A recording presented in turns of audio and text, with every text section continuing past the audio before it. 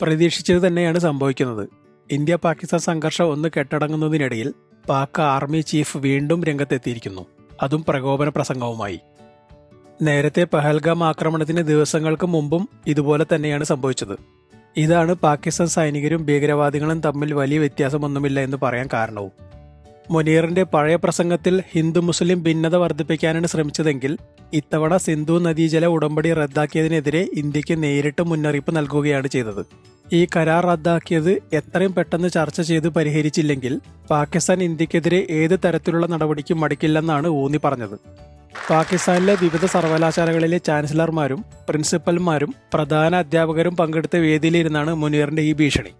പാകിസ്ഥാൻ ഒരിക്കലും ഇന്ത്യൻ ആധിപത്യം അംഗീകരിക്കില്ലെന്നും വെള്ളം പാകിസ്ഥാന്റെ ചുവപ്പ് രേഖയാണെന്നും 240 ദശലക്ഷം പാകിസ്ഥാനുകളുടെ അടിസ്ഥാന അവകാശമാണെന്നും പറഞ്ഞതായി Inter service public relations report ചെയ്തു.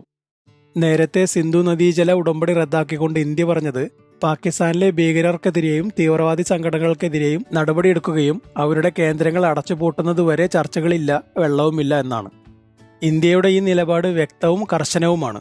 എന്നാൽ പാകിസ്ഥാനിലും ചില നടപടികൾ എടുത്തിട്ടുണ്ട് എന്ന് പറയാതെ വയ്യ. പക്ഷേ അത് പേരുമാറ്റൽ മാത്രമാണ് എന്നതാണ് സത്യം.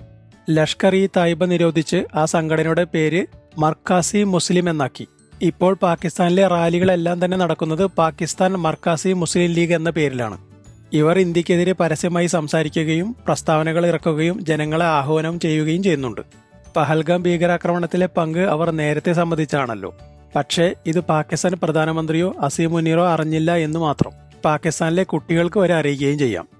ഇതിനു പുറമെ മറ്റൊരു ആരോപണമാണ് ഇന്ത്യ ബലൂചിസ്ഥാൻ ആർമിയെ പിന്തുണയ്ക്കുകയും സഹായം നൽകുകയും ചെയ്യുന്നു എന്നത്. ഈ അടുത്ത് ബലൂചിസ്ഥാൻ സ്വാതന്ത്ര്യം പ്രഖ്യാപിച്ചതിന് ശേഷം ഇന്ത്യയെയാണ് പാകിസ്ഥാൻ കുറ്റം പറയുന്നത്. സത്യത്തിൽ ഇന്ത്യ പാകിസ്ഥാൻ വിഭജന കാലത്ത് ബലൂചിസ്ഥാൻ പാകിസ്ഥാനിൽ ചേർന്നിരുന്നില്ല. പിന്നീട് പാകിസ്ഥാൻ ഈ പ്രദേശം പിടിച്ചെടുക്കുകയായിരുന്നു. അന്നു മുതൽ തുടങ്ങിയതാണ് അവർ തമ്മിലുള്ള പ്രശ്നങ്ങൾ. പാകിസ്ഥാനിൽ നിന്ന് അവർ ആവശ്യപ്പെടുന്നത് വെള്ളവും വൈദ്യുതിയും സമാധാനവും അടക്കമുള്ള അടിസ്ഥാന സൗകര്യങ്ങൾ മാത്രമാണ്. അതുപോലും പാകിസ്ഥാന് നൽകാൻ കഴിയുന്നില്ല. അവരുടെ ശ്രദ്ധ പലപ്പോഴും ഇന്ത്യയിൽ നിന്ന് ബാക്കി കാശ്മീർ കൂടി പിടിച്ചെടുക്കുകയാണ്. പാകിസ്ഥാൻ സർക്കാരിനെതിരെ ശബ്ദമുയർത്തുന്ന ബലൂജുകളിൽ പലരെയും കാണാതാവുകയോ കൊല്ലപ്പെട്ട നിലയിൽ കണ്ടെത്തുകയാണ് പതിവ്. ഇതിന് പിന്നിൽ പാക് പട്ടാളം തന്നെയാണ്. എന്നാൽ ഇന്ന് ബലൂജുകൾ കൂടുതൽ സംഘടിതരും കൂടുതൽ ശക്തരുമാണ്. അവർ പാകിസ്ഥാൻ സൈന്യത്തിന് നേരെ നിരന്തര ആക്രമണങ്ങൾ അഴിച്ചുവിടുകയും പാകിസ്ഥാന്റെ പല പട്ടണങ്ങളും പിടിച്ചെടുക്കുകയും ചെയ്തിരിക്കുന്നു. നമ്മുടെ ഓപ്പറേഷൻ സിന്ദൂറിനിടയിലാണ് ബലൂജികളും ആക്രമണം ഘടിപ്പിച്ചത്. ഇതിനിടയിൽ ചൈന പാകിസ്ഥാൻ സാമ്പത്തിക ഇടനാഴി തന്നെ ബലൂജികൾ തടഞ്ഞിരുന്നു. ഇത് പാകിസ്ഥാന് ഒരിക്കലും ക്ഷമിക്കാൻ കഴിയാത്ത കാര്യമാണ്. എന്തായാലും മുനീറിന്റെ പുതിയ പ്രസംഗത്തിൽ നിന്ന് ഒരു കാര്യം വ്യക്തമായി മനസ്സിലാക്കാം. അസീം മുനീറിന് ഇന്ത്യയും പാകിസ്ഥാനും തമ്മിലുള്ള സംഘർഷം തുടരുകയോ വർദ്ധിപ്പിക്കുകയോ ചെയ്യണം. ഇതിന് പിന്നാലെ പാകിസ്ഥാൻ പ്രധാനമന്ത്രിയും ഇതേ പ്രസ്താവനയുമായി രംഗത്തു വന്നു. താജിക്കിസ്ഥാന്റെ തലസ്ഥാനമായ ദുഷാൻബേയിൽ വെച്ച് നടന്ന 3 ദിവസത്തെ അന്താരാഷ്ട്ര സമ്മേളനത്തിൽ സംസാരിക്കുന്നതിനിടെയാണ് ഷെരീഫ് ദശലക്ഷക്കണക്കിന് പാകിസ്ഥാനികളെ ബാധിക്കുന്ന സിന്ധു നദീജല കരാർ റദ്ദാക്കൽ ഇന്ത്യയിലെ രാഷ്ട്രീയ നേട്ടങ്ങൾക്ക് വേണ്ടിയുള്ളതാണെന്നും ഇന്ത്യയെ ചുവപ്പ് രേഖ കടക്കാൻ അനുവദിക്കില്ലെന്നും പ്രഖ്യാപിച്ചത്. 80ഓളം UN അംഗരാജ്യങ്ങളിൽ നിന്നും 70ഓളം അന്താരാഷ്ട്ര സംഘടനകളിൽ നിന്നുമുള്ള 2500-ലധികം പ്രതിനിധികൾ പങ്കെടുക്കുന്ന സമ്മേളനത്തിനിടെയാണ് ഈ വാക്കുകൾ എന്നത് ഇതിന്റെ പ്രാധാന്യം വർദ്ധിപ്പിക്കുന്നു.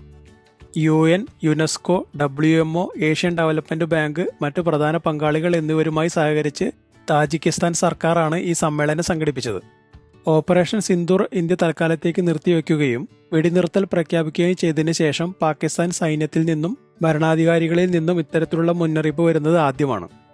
പാകിസ്ഥാനിലെ ഭരണകൂടം ഇതുവരെ ഇന്ത്യയുമായി കൂടുതൽ പ്രശ്നങ്ങൾ ഉണ്ടാകാതെ നോക്കാനാണ് ശ്രമിച്ചിരുന്നത്. എന്നാൽ പെട്ടെന്നുള്ള ഈ നയമാറ്റത്തിന് പിന്നിൽ വേറെന്തൊക്കെയോ പിന്തുണ പല ഭാഗത്തു നിന്നും ലഭിച്ചതായി അനുമാനിക്കാവുന്നതാണ്. നേരത്തെ പാകിസ്ഥാന് പിന്തുണയുമായി തുർക്കിയും ചൈനയും അടക്കമുള്ള പല രാജ്യങ്ങളും രംഗത്തെത്തിയിരുന്നല്ലോ. ഇതിനെല്ലാം ശേഷം അമേരിക്കയും പാകിസ്ഥാൻ ഭാഗത്തേക്ക് ചായുന്നതാണ് കണ്ടത്. ഒരുപക്ഷെ ഇതുതന്നെയാവും പാകിസ്ഥാന് ഇപ്പോൾ കൂടുതൽ പ്രകോപനപരമായ പ്രസ്താവനകൾ നടത്താൻ പ്രേരിപ്പിക്കുന്നതും. മറുവശത്ത് ഇന്ത്യ പാകിസ്ഥാനുമായുള്ള കരാർ റദ്ദാക്കാനുണ്ടായ കാരണങ്ങൾ വ്യക്തമാക്കുന്നതിനായി 7 ടീമുകളെ ലോകത്തിന്റെ വിവിധ കോണുകളിലേക്ക് അയച്ചിരിക്കുകയാണ്. ഇതിൽ പ്രതിപക്ഷത്തെ വിവിധ പാർട്ടികളിൽ നിന്നുള്ള MPമാർ ഉൾപ്പെടുന്നുമുണ്ട്. ഇതിനു പുറമെ ഇന്ത്യ UN-ലും IMF-ലും ഉൾപ്പെടെ നയതന്ത്ര ഇടപെടലുകൾ നടത്തിവരികയുമാണ്. ഇനി പാകിസ്ഥാന്റെ ഈ നയമാറ്റവുമായി ബന്ധപ്പെട്ടുള്ള കൂടുതൽ റിപ്പോർട്ട് വരുന്ന മുറയ്ക്ക് പുതിയ വീഡിയോയുമായി എത്താം. ജയ് ഹിന്ദ്.